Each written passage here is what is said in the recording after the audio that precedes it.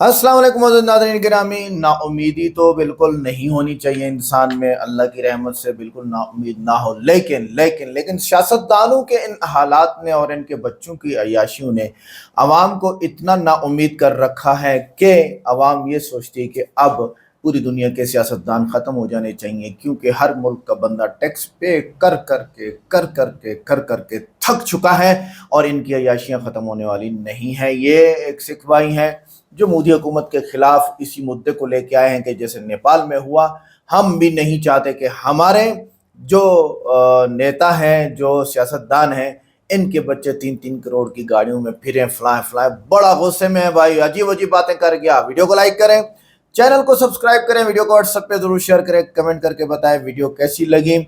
और वीडियो के एंड पे मैं जो बातें आज लेके आया हूँ वो कुछ डिफरेंस है, सुनेंगे, बहुत मजा आएगा। ये पूरा क्रांति जो है ये बहुत अलग रूपरेखा बना रही है यूथ के साथ। लेकिन इस वक्त जो मैं बात करने जा रहा हूं ये कहीं ना कहीं पूरे विश्व को हिला देने वाली क्रांति है। नवयुवकों की क्रांति, युवाओं की क्रांति, नौजवानों की क्रांति। The revolution of the youth, it has started in the whole world. आप केवल नेपाल को देख रहे हैं, मैं पूरे विश्व को देख रहा हूं, पूरे के पूरे विश्व को देख रहा हूं। आप भी देख रहे होंगे। एक तरफ फ्रांस है, कुछ दिनों पहले श्रीलंका में, कुछ दिनों पहले पाकिस्तान में, कुछ दिनों पहले म्यांमार में, कुछ दिनों पहले बांग्लादेश में और अब नेपाल में। जी हां, विश्व का एकमात्र हिंदू राष्ट्र नेपाल। अब मैं हिंदू राष्ट्र का नाम ले रहा हूं।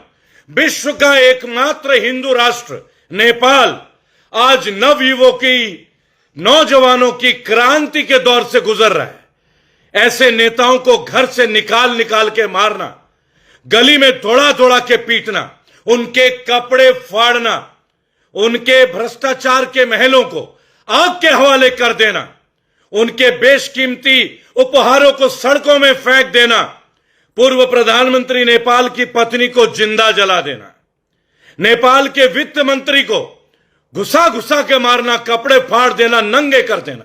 आप जानते हैं आखिर ये क्यों हो रहा है? क्या लगता है आपको? ये केवल सोशल मीडिया बैन करने की बात है? क्या यूट्यूब और फेसबुक बैन करने की बात है? नहीं, कदाचित नहीं। ये करोड़ों लोगों की आक्रोश है, ये क्रोध है, क्रोध। एक क्रोध की आग है, ज्वाला है जो लोगों में जल रही है भ्रष्टाचार के विरुद्ध। कि नेताओं के बच्चे लंदन में घूम रहे हैं, दुबई में घूम रहे हैं, इनकी पत्नियां 2-2 करोड़ के हीरे के सेट में घूम रहे हैं बराबर, और नौजवान नेपाल के सड़कों में नौकरी की धूल छांक रहे हैं। बिल्कुल वैसे ही जैसे भारत में हमारे देश के नौजवान सरकारी नौकरी के लिए दर बदर भटक रहे हैं।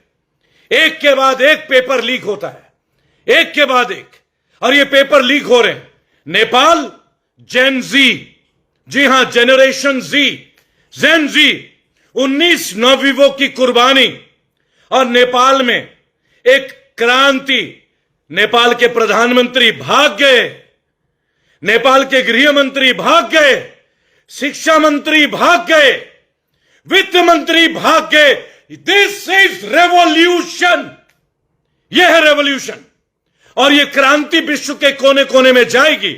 जिन जिन देशों में राजनीतिज्ञों ने, पॉलिटिशियंस ने पैसे भ्रष्टाचार से रख लिए, अपने बच्चों के नाम पे अरबों रुपए की प्रॉपर्टी बनाई, ऐसे देश के मंत्रियों का घर जलेगा, जलेगा।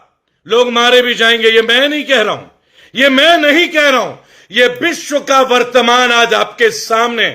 फ्रांस में टैक्स की नीति के विरुद्ध लोग सड़कों में हैं, यूनान में थे, कुछ दिनों पहले अमेरिका में थे, धीरे धीरे रशिया में भी शुरू हो रही है। और भारत, जहां हमारे देश के विश्व गुरु युवाओं को नौकरी देने के अलावा केवल नारे और झंडे और डंडे देने का काम कर रहे हैं। हमारे देश में आपसी सद्भावना के बदले आज आपस में लड़ाया जा रहा है। तो क्या नेपाल की क्रांति की आग हमारे देश तक पहुंचेगी?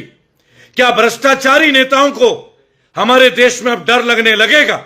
मैं डॉक्टर रेबल सदानंद, आपका बेटा, आपका भाई, रेबल फाउंडेशन का चेयरमैन, ये बात पिछले 5 साल से बोल रहा हूं कि अगर कोई एमएलए, अगर कोई मेंबर ऑफ पार्लियामेंट, अगर कोई मंत्री, चाहे वो नितिन गडकरी क्यों ना हो, चाहे हमारे रक्षा मंत्री राजनाथ सिंह क्यों ना हो, चाहे धर्मेंद्र प्रधान क्यों ना हो, चाहे निर्मला सीतारमन क्यों ना हो, चाहे एस जयशंकर क्यों ना हो, चाहे अजीत डोभाल क्यों ना हो, इन सब के बच्चों की प्रॉपर्टी लाखों करोड़ों गुना बढ़ गई है।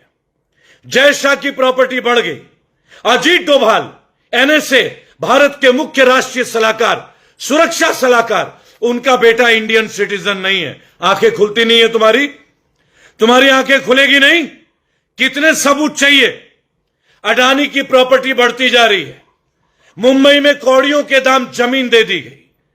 छत्तीसगढ़ में जंगल काट दिए गए। हिमाचल का बेड़ा गर्क हो गया। उत्तराखंड का बेड़ा गर्क हो गया। नितिन गडकरी जिम्मेदार है, उनकी भ्रष्टाचारी नीति जिम्मेदार है। उन्हें हाईवे के लिए पेड़ काटने हैं, मसूरी के लिए 6 रास्ते निकाल रहे हैं। पहाड़ों को बचा के कौन रखेगा? मिट्टी को जड़ से पकड़ के कौन रखेगा? यही पेड़ पौधे। लेकिन नितिन गडकरी के बच्चों को, यह बीजेपी की सरकार नहीं है, यह बाप बेटों की सरकार है। और मैं डॉक्टर रेवल सदानंद पति पूरे होशोहवास के साथ आपके सामने यह बोलने की हिम्मत पिछले 10 साल से रख रहा हूं। है मेरे में हिम्मत। मेरे मां ने एक शेर को जना है, हम नहीं डरेंगे, मरेंगे अपने देश के लिए, मरेंगे, लेकिन इस देश को तिल तिल मरने नहीं देंगे। नहीं मरने देंगे भारतीयों को, नहीं मरने देंगे भारत को हिंदू मुसलमान के नाम से, नहीं लूटने देंगे देश को अडानी के नाम पे, अंबानी के नाम पे।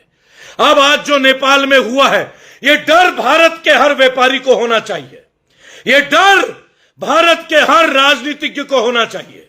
क्या आप मेरे साथ हैं? क्योंकि मैं तो लड़ रहा हूं, मैं तो भ्रष्टाचारी नेताओं के मुंह में माइक घुसा रहा हूं। ये आप देख रहे हैं, मैं डरता नहीं हूं। मुकदमे लिखे जा रहे हैं, मुकदमे लिखे जाने चाहिए। कश्मीर में महराज मलिक, एक नौजवान, एक एमएलए जो अपने दम पे बना लड़ रहा है, सिस्टम के विरुद्ध लड़ रहा है, युद्ध के तरीके से लड़ रहा है, लेकिन उसके ऊपर भी मुकदमा दर्ज कर दिया गया। महराज मलिक, तू मेरा छोटा भाई है, आ रहा हूं कश्मीर, तू मेरा छोटा भाई और तू शेर है। इस भारत के हर बच्चा शेर है। मैं आज इस वीडियो के माध्यम से अमित शाह जी को, नितिन गडकरी, जिनके 2 बच्चों के लिए एथेनॉल को पैदा कर दिया गया, 17 करोड़ की कंपनी 512 करोड़ की हो गई। क्या तुम लोगों की आंखें नहीं है? बीजेपी वालों, क्या तुम्हारा दिल नहीं है? मैं भारत के हर नागरिक से पूछता हूं, क्या पेट्रोल में इथेनॉल चाहिए? साबित करके दिखा दे नितिन गडकरी का बेटा। दूध का दूध और पानी का पानी। कोर्ट में घसीट के ले आऊंगा, नितिन गडकरी के दोनों बेटों को कोर्ट में घसीट के ले आऊंगा। माननीय सुप्रीम कोर्ट ने एक बात के लिए हियरिंग छोड़ दी, बराबर। यह क्रांति देश में आएगी। नेपाल से जो क्रांति चली है, अब यह रुकेगी नहीं। क्या आपको याद है फ्रेंच रेवोल्यूशन? क्या आपको याद है यूथ बंगाल मूवमेंट, डेरोजियो? क्या आपको याद है पूर्ण स्वराज? क्या आपको याद है छत्रपति शिवाजी महाराज की अखंड भारत? याद है? तब भी भ्रष्टाचारी लोग थे। हिंदू, मुसलमान, सिख, ईसाई सब आपस में भाई भाई। भारत की अखंडता को तोड़ने नहीं देंगे बेटा। इन वोट चोरों को कॉलर पकड़ के इस देश से बाहर निकालेंगे, कॉलर पकड़ के इन्हें जेल भेजेंगे। तुम साथ दो। अभी तो बिहार में इनको मुंह का जवाब, ईंट का जवाब पत्थर से दूंगा। क्या लगता है? नेपाल में नौजवानों ने नेपाल के पूर्व प्रधानमंत्री को कुत्ते की तरह पीटा। आज ओली भाग गया हेलीकॉप्टर से। क्यों भागा? चोर है इसलिए भागा, चोर है इसलिए भागा। हर चोर को भागना पड़ेगा। इस देश में जहां रामदेव जैसे डुप्लीकेट आदमी 15 गंदा प्रोडक्ट बेचता है और हम सह रहे, एक देश का निर्दोष जनता 6 साल से जेल काट रहा है। आईपीएस संजीव भट्ट जेल में क्यों है? निकाल के दम लेंगे। उमर खालिद निकाल के दम लेंगे। आरोप सिद्ध नहीं हुए, जमानत नहीं दे रहे हो। और एक बलात्कारी और एक मर्डरर राम रहीम को तुम बार बार पैरोल देते हो। क्या हमारे देश में कानून मर गया है क्या? मर गया क्या हमारे देश का कानून? एक रेपिस्ट को, एक मर्डरर को, एक सजा याफ्ता मुजरिम को आप बार बार बेल पैरोल दे रहे हो, उमर खालिद को क्यों नहीं? कन्हैया बाहर क्यों है? उमर खालिद जेल में क्यों है? अब देश में क्रांति आएगी। मैं डॉक्टर रेवल सदानंद पति इस आंदोलन को लीड करूंगा। मैं पहले भी जेल गया हूं और अब भी जाऊंगा। और जितने भी ये नेता है ना, नितिन गडकरी जैसे, जो अपने बेटों के लिए पॉलिसी ला रहे हैं, अजनबी वैष्णव साबित हो गया है भ्रष्टाचारी। नितिन गडकरी साबित हो गया है, अपने बेटों के लिए सीबीआई का कानून बदल दिया। बराबर इनके 2 बच्चे प्यारे हैं। अमित शाह का बच्चा प्यारा है, अनुराग ठाकुर प्यारा है, राजनाथ सिंह का बेटा पंकज सिंह एक ढेले का काम नहीं करता, वो प्यारा है। और हमारे देश के नागरिक, मेरे देश के नौजवान, आना पड़ेगा। नेपाल जीता जागता उदाहरण है। इन नेताओं के छाती के अंदर डर होना चाहिए भ्रष्टाचार का। हर व्यक्ति को डर होना चाहिए। नेपाल की बात नहीं है। आप रजनीकांत की मूवी देखते हैं, आप भारत की मूवी देखते हैं भ्रष्टाचार के विरुद्ध। आज मनीष सिसोदिया जैसा बंदा जो गरीबों के लिए स्कूल बनाता है, उसे ये जेल में डालते हैं। कुलदीप सेंगर जैसा बंदा बाहर घूमता है। बराबर ये इस देश की विडंबना है। एक वोट चोर, एक झूठा मक्कार आदमी जो अपनी डिग्री को भी छुपाता है, वो हमें आपस में लड़ाता है। क्या हम लड़ते रहेंगे? क्या हम लड़ते रहेंगे? अगर आप लोगों में आत्मा है, ये वीडियो भारत के कोने कोने में पहुंचा दीजिए। भारत के हर एमएलए एमपी को अब हिसाब देना होगा। एक एमएलए के बीवी को बताना होगा कि वो फॉर्च्यूनर में कैसे घूम रही है, उसके पास 3 करोड़ का गोल्ड कहां से आया। और अब ये कच्चा चिट्ठा जो नेपाल में हुआ है, भारत का हर पॉलिटिशियन डरा हुआ है। मैं नहीं, आप नहीं, 135 करोड़ भारतीय नहीं, ये चंद चोर नेता आज घबरा रहे हैं। क्यों घबरा रहे हैं? क्योंकि जो नेपाल में हुआ, क्या वो भारत में नहीं होगा? क्या लगता है आपको? जो नेपाल में हुआ, जो फ्रांस में हो रहा है, जो अमेरिका में हुआ, जो श्रीलंका में हुआ, इसकी आंच हमारे अंदर भी आएगी। आज मैं रेबल सदानंद पति आप सबसे समर्थन मांगता हूं। समर्थन मिलेगा 8595640042। अपने अपने एमएलए एमपी का एक भी कच्चा चिट्ठा है, 2 फाड़ के रख दूंगा। इनका भ्रष्टाचार फाड़ के रख दूंगा। अगर इन्होंने भ्रष्टाचार किया है, पब्लिक के सामने लाके दिखाऊंगा। ये काम मैं कर रहा हूं, ये काम मैं पिछले 8 साल से कर रहा हूं। और कितने एमएलए का पद खा लिया है, कितने मंत्रालय खाली किए हैं, ये आप जानते हैं। आप बिहार के बारे, वंदे मातरम वीडियो पहुंचा दीजिएगा भारत के हर भ्रष्ट नेताओं को। एवरीवन वंदे। नाज़रीन गिरामी, मेरा तो सबसे पहला पहलू यह है कि भी ऐसे काम किए जाएं, ऐसा इनकलाब लाया जाए जिससे अवाम का नुकसान ना हो। आप नेताओं को, सियासतदानों को उसकी कुर्सी से हटा के फेंकते हैं, दोबारा इलेक्शन होता है, मुल्क कई साल पीछे चला जाता है, इतना ज़्यादा खर्चा होता है। आप इन नेताओं को, सियासतदानों को ठीक करने की कोशिश करें, ये एक हल समझ आता है। इसके अलावा जो हुआ है, बेड़ा गर्क हुआ है, बद इंतज़ामी और करप्शन से अवाम फंड ज़ाय होता है। और हल इसका यह है कि आज़ाद ऑडिट और अखराजात अवाम के सामने।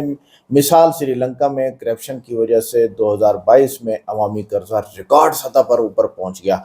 अब भी क्या होगा कि अगर इंडिया के अंदर इस तरह का रेवोल्यूशन लाई जाती है जिससे मोदी को हटा दिया जाता है, तो राहुल गांधी क्या वो दूध का धुला हुआ है? नहीं। अच्छा, इसी तरह बेड़ा गर्क होता है नेटरिज्म में, यानी ओहदे पर रिश्तेदार उनको बिठाया जाता है, ओहदे रिश्तेदारों को दिए जाते हैं। और हल इसका है मेरिट पे काम किया जाए। और श्रीलंका में राजा पक्षा फैमिली के कई अफराद हुकूमत में थे जिस पर अवाम ने एहतजाज किया और बेड़ा उलट दिया। ऐसे ही इंडिया में हो जाएगा फिर। अच्छा, बेड़ा गर्क कहाँ होता है? महंगाई कंट्रोल से बाहर होती है। और हल क्या होता है? माहिर मईशत का की आज़ाद कमेटी होनी चाहिए। और बांग्लादेश में 2023 में पेट्रोल और खाने की चीज़ों की कीमतें बढ़ने पर हड़तालें हुई। इतना ज़्यादा खाना पीना महंगा हुआ था। इसी तरह जो बेड़ा गर्क होता है, कर्जों का बोझ और करेंसी गिरना अब कर्जे जब IMF से आप लेंगे तो करेंसी गिरेगी, और इसका हल यही होता है कि कर्जों की असर नौ बातचीत। ओ भाई, कर्जा लो ही नहीं, ऐसे गुजारा करो, करना पड़ेगा आपको। अपने मिनरल्स को लें, आप जमीनें खोदें। और श्रीलंका ने कर्जा ना उतारने की वजह से दिवालिया होने का ऐलान कर दिया था। अब जब बैंक दिवालिया हो गया, बैंक करप्ट हो गया, मुल्क पूरा करप्ट हो गया, तो बेड़ा गर्क किसका हुआ? अवाम का। ये श्रीलंका का है। एक आदमी 17 दिन पेट्रोल पंप पे गाड़ी खड़ी रहने के बाद पेट्रोल के इंतजार में आखिर बाजार में साइकिल खरीदने आ गया, और 1,000 रुपए किलो टमाटर बिक रहे थे। अच्छा, बेड़ा गर्क कहाँ होता है? ईंधन और अशिया की किल्लत होती है। और हल क्या होता है? हंगामी दरामद और मकामी पैदावार को बढ़ाना। और मिसाल है इसकी, श्रीलंका में पेट्रोल पंपों पर लंबी लाइनें लगती थीं और कई दिन बिजली बंद रहती थी। बेड़ा गर्क हुआ ना आवाम का। तो आप भी जब आप इनकलाब लाना चाह रहे हैं मोदी के खिलाफ, तो आपका ही बेड़ा गर्क होने वाला है। तो ये ना करें। ये आप के इन बड़े बड़े लोग तलाश करें जो इनका सामना करें, इनसे बातचीत करें और काम को बेहतर करें। अच्छा, बेड़ा गर्क कहाँ होता है? बेरोजगारी का सैलाब। और हल क्या होता है? हुनर सीखने के प्रोग्राम। नेपाल में नौजवान नौकरी न मिलने पर खलीज ममालिक हिजरत करने पर मजबूर हो गए, पैसा है नहीं।